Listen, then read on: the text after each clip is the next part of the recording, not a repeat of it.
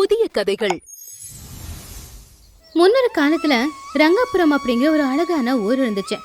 அந்த ஊரோட ஆத்தங்கரையோரமா ஒரு சின்ன குடிசையில ராமையா சீதா அப்படிங்கிற தம்பதிகள் வாழ்ந்துகிட்டு இருந்தாங்க. அந்த குடிசை சின்னதா இருந்தாலும் சீதா அந்த குடிசைய ஒரு மாளிகை மாதிரி வச்சுக்கிட்டு இருந்தா. வீட்டு வாசல்ல ஒரு அழகான துளசி மாடம், அதுக்கு பக்கத்துல அவங்க ஆசையா வளர்த்துக்கிட்டு இருக்கிற கங்கா அப்படிங்கிற கண்ணுக்குட்டி இருந்துச்சு. அவங்களுக்குன்னு இருக்கிறது 2 ஏக்கர் பூமி மட்டும்தான்.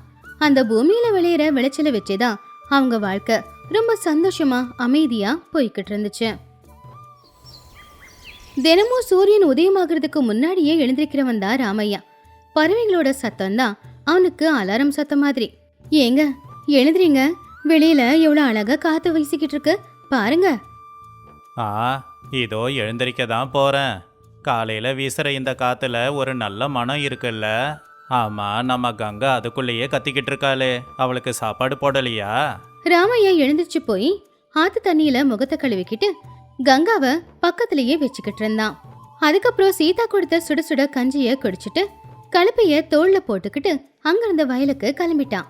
போற வழியோட தூரம் தெரியாம இருக்கிறதுக்காக போற வழியெல்லாம் ஒரு அழகான நாட்டுப்புற பாடல பாடிக்கிட்டு போய்கிட்டு இருந்தான். அந்த பாட்டுல அவன் எவ்வளவு சந்தோஷமா இருக்கான், இயற்கை மேல அவன் எவ்வளவு பாசத்தை வச்சிருக்கான் அது தெளிவா தெரியும். அப்படி சந்தோஷமா அவன் பாட்டு பாடிக்கிட்டே கலப்பைய காளைங்களுக்கு கட்டி நிலத்தை உழுவும் போது அந்த நிலமும் சந்தோஷப்படும். கஷ்டப்படுறது எதுவுமே அந்த மாடுங்களுக்கு கூட தெரியாது. காலையில வயலுக்கு வரும்போதே பாட்டு பாட ஆரம்பிக்கிறவன் வயல்ல முழுக்க வேலை செஞ்சுக்கிட்டு இருக்கும் போது கூட சத்தமா பாட்டு பாடிக்கிட்டு தான் இருந்தான். அங்க இருக்கிற எல்லா வயலுக்கும் அவன் பாடுற பாட்டு கேட்டுக்கிட்டே இருக்கும். அந்த பாட்டு கேட்டுக்கிட்டு பக்கத்து வயல்ல இருக்கிற விவசாயிகளும் ரொம்ப உற்சாகமா தான் வேலையை செஞ்சுக்கிட்டு இருப்பாங்க.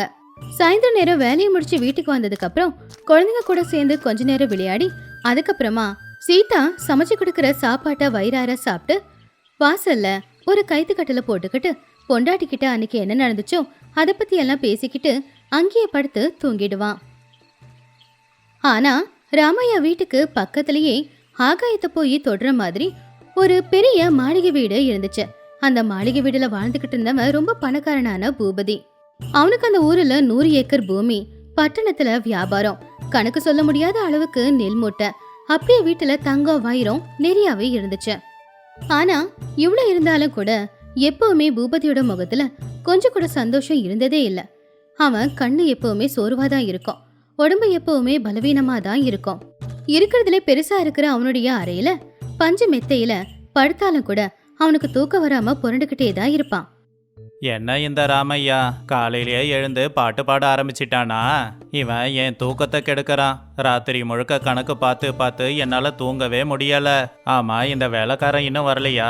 பொருள் எல்லாம் பட்டணத்துக்கு போய் சேர்ந்துச்சா? நடுவுல வரி எந்த அளவுக்கு கட்டினாங்கன்னு தெரியலையே. நான் இவ்வளோ விஷயத்த பத்தி யோசிக்கிறேன். ஆனா ஒண்ணுமே இல்லாத இந்த ராமையா மட்டும் இவ்வளோ சந்தோஷமா எப்படி பாட்டு பாடுறான்? ராமையா சந்தோஷமா இருக்கிறத பூபதியால தாங்கிக்கவே முடியல. அது அவனுக்கு ஒரு பெரிய அவமானம் மாதிரி தான் இருந்துச்சு. பணம் இல்லாதவன் சந்தோஷமா இருக்க முடியவே முடியாது. ஒண்ணு இவன் நடிக்கணும், இல்ல பணத்தோட மதிப்பு தெரியாம இருக்கணும். பணத்தோட மதிப்பு என்னன்னு தெரிஞ்சா அவன் சந்தோஷமும் வீணா போயிடும் அப்படின்னு ஒரு கொடூரமான திட்டத்தை போட்டுக்கிட்டு இருந்தான். ஒரு நாள் காலையில பூபதி ராமையாவை அவனுடைய வீட்டுக்கு வர சொன்னான். ராமையா ஒரு தயக்கத்தோடவே பூபதியோட வீட்டுக்குள்ள போனான். அவ்வளவு பெரிய வீடு, வீடு முழுக்க விளக்கு. இது எல்லாத்தையும் பார்த்து அவன் ரொம்பவும் ஆச்சரியப்பட்டான். வாராமையா, எப்படி இருக்க? தினமும் நீ பாடுற பாட்டை கேட்குறேன், ரொம்ப சந்தோஷமா இருக்க போலையே. ஆமாங்க ஐயா, எல்லாம் அந்த கடவுளோட கருணை. எனக்கு எந்த குறையும் வைக்கல. சாப்பாட்டுக்கும் விளைச்சலுக்கும் கஷ்டம் இல்லை. என் பொண்டாட்டி சீதா என்னை நல்லபடியா பார்த்துக்கிறா. நான் ஆரோக்கியமா இருக்கேன். இதை விட என்னங்கய்யா வேணும்? ஆமா ஆமா, ஆடம்பரமே இல்லாத உன் வாழ்க்கையில நீ ரொம்ப சந்தோஷமா இருக்க. உன்னோட சந்தோஷத்தை பார்த்தா எனக்கும் உற்சாகமா தான் இருக்கு. அதனால தான் உனக்கு ஒரு பரிசு கொடுக்கலாம் அப்படின்னு கூப்பிட சொன்னேன் அப்படின்னு சொல்லி பூபதி பக்கத்துல இருக்கிற பெட்டியில இருந்து ரொம்பவும் கனமா இருக்கிற ஒரு பையன் வெளியில எடுத்தான். அந்த பையன் அவன் ராமையா கிட்ட கொடுத்தான். இந்த பைய வாங்கிக்கோ, இதுல சரியா 1000 தங்க காசு இருக்கு. அத கேட்டதுமே ராமையாவுக்கு கை கால் அசையல. வாழ்க்கையில மொத்தமா 1000 வெள்ளி காசு கூட பார்க்காதவன் ராமையா இப்ப திடீர்னு 1000 தங்க காசுன்னு சொன்ன உடனே அவனுக்கு ஒண்ணுமே புரியல. ஐயா, நான் என்னங்க ஐயா தப்பு பண்ணேன்? எனக்கு இதுக்கு இவ்வளோ பணம் கொடுக்குறீங்க? இந்த பணத்தை வச்சு எனக்கு என்ன பண்ணுறதுன்னு கூட தெரியாதுங்க. தயவு செஞ்சு என்னை மன்னிச்சிடுங்க. அட என்ன ராமையா, வீடு தேடி மகாலட்சுமி வரும்போது வேண்டான்னு சொல்றியே. இந்த தங்க காசை எடுத்துக்கோ.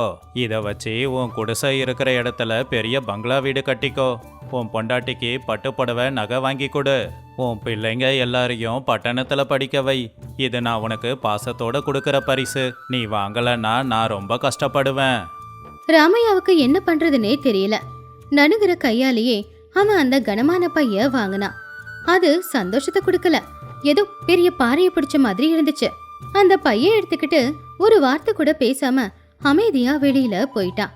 அதை எடுத்துக்கிட்டு ராமையா அவன் குடிசைக்கு போகும்போது அவனோட முகத்துல சிரிப்பில்ல, வாயில பாட்டும் இல்ல. அவனை பார்த்து சீதா ரொம்பவும் ஆச்சரியப்பட்டான்.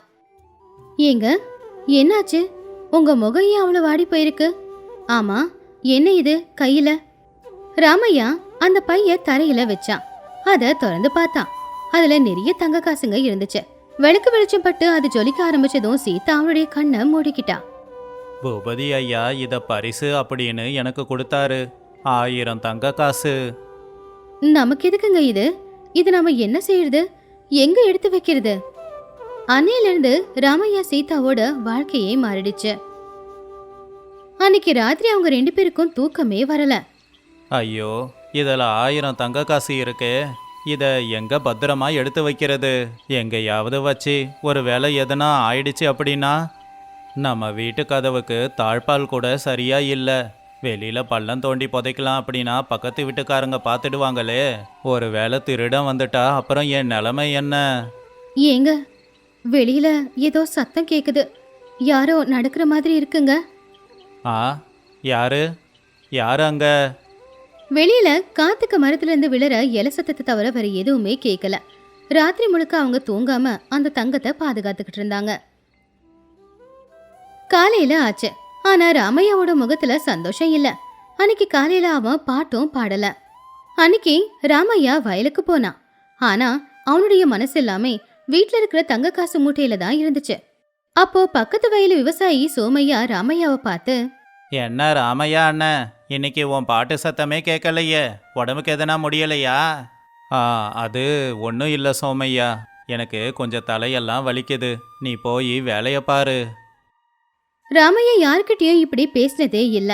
சோமையா அதை பார்த்து ரொம்பவும் ஆச்சரியப்பட்டான். ராமையாவால வயல்ல நிம்மதியா வேலை செய்ய முடியல. வீட்டுல சீதா தனியா இருக்கா. ஒருவேளை திருடனுங்க வந்துட்டானுங்கன்னா நான் இங்க இருக்கிறது அவ்வளவு பாதுகாப்பு இல்லைன்னு நினைச்சுக்கிட்டு வேலை செய்யாம பாதியிலேயே வீட்டுக்கு திரும்பி வந்துட்டான். ராமையா வீட்டுக்கு போகும்போது சீதா வாசல்லையே பதட்டமா நின்னுக்கிட்டு இருந்தா. ஏங்க, ஆத்துக்கு துணி துவைக்க போலான்னு நினைச்சுக்கிட்டு இருந்தேன். ஆனா வீட்டுல இருக்கிற பணத்தை எப்படி விட்டுட்டு போறது? கங்காவுக்கும் புல்லு கொண்டு வந்து போடணும். பாவம், அவ பசியால கத்திக்கிட்டு இருக்கா. எல்லாத்தையும் ஏன் தலையிலேயே போடாத. இதை எங்க வைக்கிறதுனே எனக்கு தெரியல. பேசாம அந்த அரிசி மூட்டைக்கடியில ஒளிச்சு வச்சிடேன். அன்னைக்கு சாயந்தர நேரம் ராமையா கிட்ட எப்பவுமே கதை கேட்கிற பசங்க கதை கேட்கறதுக்காக வந்தாங்க. ராமையா தாத்தா, கதை சொல்றியா? போங்க, கதையும் இல்லை ஒன்றும் இல்லை. எனக்கு நிறைய வேலை இருக்கு. இனி தயவு செஞ்சு இந்த பக்கம் வராதீங்க. பசங்க பாவம் அழுதுகிட்டே அங்கிருந்து போயிட்டாங்க. பாவம் சீதாவும் அழ ஆரம்பிச்சிட்டா. என்னங்க, என்ன இது? இந்த தங்கம் எப்போ நம்ம வீட்டுக்கு வந்துச்சோ நம்மளுடைய நிம்மதி சந்தோஷம் எல்லாமே நம்மளை விட்டுட்டு போயிடுச்சுங்க. உங்க பாட்டு நின்று போச்சு. குழந்தைங்க நம்ம வீட்டுக்கு வர்றதில்ல. நாமளாவே இல்ல. தயவு செஞ்சு இதை திருப்பி கொடுத்துருங்க. எனக்கு இந்த தங்கம் வேணாம். என்னோட புருஷன்தான் எனக்கு வேணும். சீதா சொன்னதை கேட்டு ராமையா யோசிக்க ஆரம்பிச்சான். ஆமா, கடந்த 3 நாளா நான் நிம்மதியா தூங்கவே இல்லை. என் பொண்டாட்டி கிட்ட கூட நான் மனசு விட்டு சந்தோஷமா பேசவும் இல்லை. வயலையும் கங்காவையும் கவனிக்கவே இல்லை. இது எல்லாத்துக்கும் காரணம் இந்த பணம் தான் அப்படிங்கறத அவன் தெரிஞ்சுக்கிட்டான். இந்த 3 நாளா பூபதி மாடியில இருந்து ராமையா என்ன பண்ணிக்கிட்டு இருக்கான் அப்படிங்கறத பார்த்துக்கிட்டு தான் இருந்தான். ராமையா 3 நாளா பாட்டு பாடவும் இல்லை. வயலுக்கு போகாம வீட்டு வாசல்லையே கவலையா உட்காந்துக்கிட்டு இருந்தான். அதை பார்த்து பூபதி ரொம்பவும் சந்தோஷப்பட்டான். ஆஹா, என் திட்டம் பழிச்சிருச்சு. இனிமே அவனும் என்ன மாதிரி நிம்மதியா இல்லாம தான் இருக்க போறான். நான் இனி சந்தோஷமா தூங்குவேன் அப்படின்னு நினைச்சான். அதுக்குள்ள ராமையா அந்த பணமூட்டையை எடுத்துக்கிட்டு பூபதி கிட்டேயே வந்தான். பூபதி ஐயா, தயவு செஞ்சு நீங்க கொடுத்த பணத்தை நீங்களே வாங்கிக்கோங்க. இந்த பணம் எப்போ வந்துச்சோ அப்போ இருந்து என் சந்தோஷம் எல்லாம் போயிடுச்சு. இது வரைக்கும் என் பொண்டாட்டி கண்ணுல சந்தோஷத்தை தான் பார்த்துருக்கேன். இப்போதான் நான் கண்ணீரை பார்க்கறேன். அட என்ன ராமையா, பணம் இருந்தா எல்லாரும் சந்தோஷமா இருப்பாங்க. நீ வீடு கட்டலையா? வேணாங்க ஐயா, வீடு கட்டுற ஆசை எனக்கு இல்லை. இந்த பணத்தை வச்சு நான் சந்தோஷமா இருக்க போறதில்ல. நான் இது வரைக்கும் வாழ்ந்துக்கிட்டு இருந்த வாழ்க்கையே எனக்கு போதுமான சந்தோஷத்தை கொடுத்துச்சு. தயவு செஞ்சு என்னுடைய பழைய சந்தோஷத்தையும் நிம்மதியையும் எனக்கு திரும்ப கொடுங்க. தவறா எடுத்துக்காம இந்த பணத்தை நீங்களே வாங்கிக்கோங்க. ராமையா அந்த பணப்பைய பூபதியோட கால் கிட்ட வச்சுட்டு எதுவுமே பேசாம அமைதியா வீட்டை விட்டு வெளியில போயிட்டான். அந்த பைய விட்டுட்டு வந்த அடுத்த நொடியே அவன் மேல இருந்த ஏதோ ஒரு பெரிய பாரம் குறைஞ்ச மாதிரி அவனுக்கு தோணுச்சு. அடுத்த நாள்ல இருந்தே மறுபடியும் ராமையாவோட குரல்ல அந்த பாட்டு சத்தம் ஊர் முழுக்க எதிரொலிக்க ஆரம்பிச்சுது. எப்பவும் போலவே சந்தோஷமா ராமையா அவனுடைய வயலுக்கு பாட்டு பாடிக்கிட்டே தான் போனான். இத ஊச்சனங்க எல்லாரும் பார்த்தாங்க. மறுபடியும் பழைய ராமையா கிடைச்சிட்டான் அப்படின்னு எல்லாருமே சந்தோஷப்பட்டாங்க. அவங்க எல்லாரையும் விட அவனுடைய மனைவியான சீதா தான் அதிகமா சந்தோஷப்பட்டா. ஆனா இந்த பக்கம் பூபதி ஆச்சரியமா அந்த தங்க காசு இருக்கிற பையையும் சந்தோஷமா கலப்பைய முதுகுல சுமந்துக்கிட்டு பாட்டு பாடிக்கிட்டு போற ராமையாவையும் பார்த்தான். அவன்கிட்ட அவ்வளவு சொத்து இருக்கு, தங்கம் இருக்கு, பணம் இருக்கு, பெரிய வீடு இருக்கு. அவன்கிட்ட அவ்வளவு இருந்தாலும் ராமையா கிட்ட இருக்கிற சந்தோஷம், அமைதி, தூக்கம் இது எதுவுமே பூபதி கிட்ட சுத்தமா இல்ல. உண்மை என்னன்னா உண்மையான சந்தோஷம் காசுலயோ பணத்திலயோ பெரிய பெரிய வீட்டிலயோ இல்ல. யார் ஒருத்தன் அவன்கிட்ட இருக்கிறத வச்சு சந்தோஷமா வாழ கத்துக்கிறானோ, அவன்கிட்ட இருக்கிறத வச்சு திருப்தி அடையிறானோ அவன்தான் உண்மையான பணக்காரன் அப்படிங்கிறது இந்த கதை மூலமா தெரியுது.